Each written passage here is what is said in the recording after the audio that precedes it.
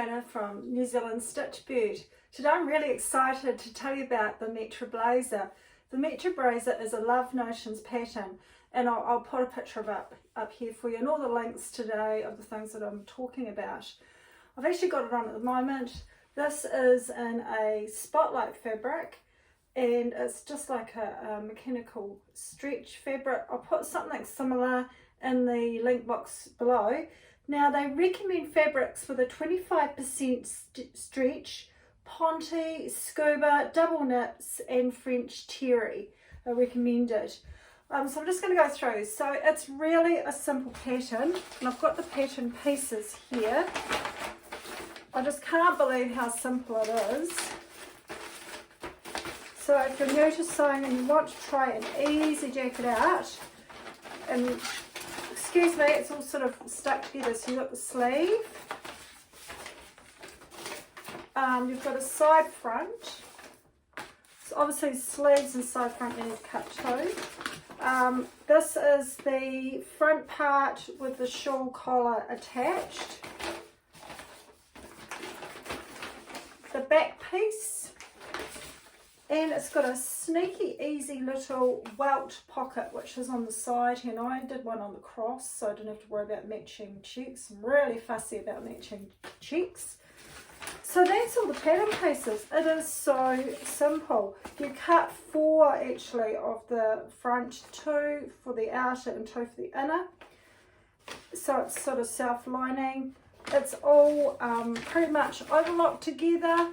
You can either do a twin needle around the sleeves, or if you've got a cover stitch, and I did that on the bottom as well. On this one here, I've put on bias binding around the hem. I just find that it actually just sits a bit better. So anyway, let's go through them. This one has been a recent make. This one is a wool, and it's probably not got quite as much stretch in it as probably what's recommended. It's a little bit smaller fitting, but I'm still really happy with it. So I'll show you the inside. Just move these patterns out the way. So on the inside, I decided to cover up my seams because this is actually a woven rather than a stretch. So woven wool. And this fabric I actually got from the Wanaka show down in Wanaka. It was just a remnant, so I'm sorry, don't have a link for that one. So I've done all the seams in bias just to finish it off, so I was really happy with that one, and I'll put a pic of me wearing that one, wearing it over a dress. So that's the great thing about these jackets, they can be worn with pants, skirts, and also over dresses. This is a red wool, it's a wee bit stretchy. The thing I like about these, it's a cross between a jacket and a cardigan. So it's really casual, but you're comfortable to remove them, but it just dresses up your clothes as well. So this one I've just overlocked all on the inside. I'll show you a pic of that front, so it's just all overlocked. And I've got a really clever way of doing the net around the collar. It's called the burrito method. So you have a nice neat finish around here. So it's really making it neat. The next one I got is a sample from a fashion store with a leftover fabric, and it's a bit like a sweatshirting, but I found this turned out really well as well, just adding a wee bit of texture. You can see the texture there. The welt pocket is just so simple. It seems to come out really well. It doesn't seem to matter what fabric you use. I think actually I'll show you on the recent one that I did, I top stitched it. So that really finished it off, made it look really professional. And to be fair, like always, I've got limited fabric. So I decided on this one, because I was going to see the raw edge, I lined it with some pattern just to, so you didn't see that raw edge of the fabric. So this one I've worn heaps, this white one. And this last one I'm going to show you is really exciting because it's not even lined on the front. I got this idea from another YouTuber. I'm just looking at her name down here. Her website or channel is called Lifting Pins and Needles. Her name is Karina. and she did raw edges, and I think this has turned out really well. This is the other view. I seem to favour the shawl collar view, but there is another view. The other view has more of a wider lapel. So on this one, it's made like of a stretch suede, and I believe this fabric's still available at Spotlight, so I'll put the link in below.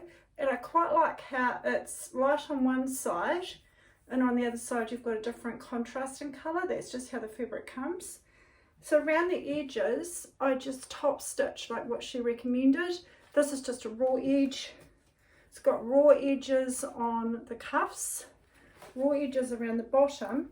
And to make it sit really nice, what you do is you stitch down all your seams. And I haven't even overlocked them on the inside because it's not going to fray. So they're just all stitched down with the top stitching. And I just love this one. It's just great just to throw over. It looks quite expensive, but honestly, it hardly cost me anything at all. In this one, I didn't do the welt pockets. I just did the straight seams, so you can omit them. So on the pattern piece for the welt pockets, you cut one like that for the inside, and on the inside you actually fold it in.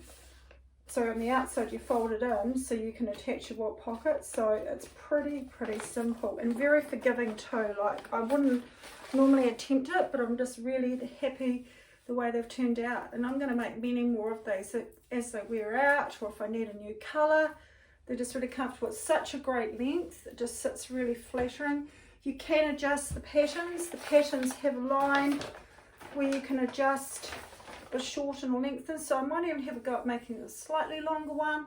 I thought about changing up the sleeve and putting some really cool wide ribbing on it, maybe in a stripe.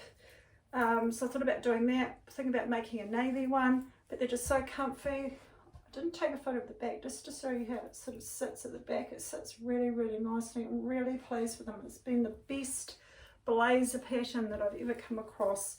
So comfy, so quick to make. It's a real winner. A couple of my friends are quite keen to come and make one with me at some stage too, so I'm really quite excited about that. So I guess that's all for this week. Next week I'm going to be doing a DIY on how to do aglets. If you don't know what aglets are, you better come and watch the channel next week to find out. Until then, thanks for joining me today.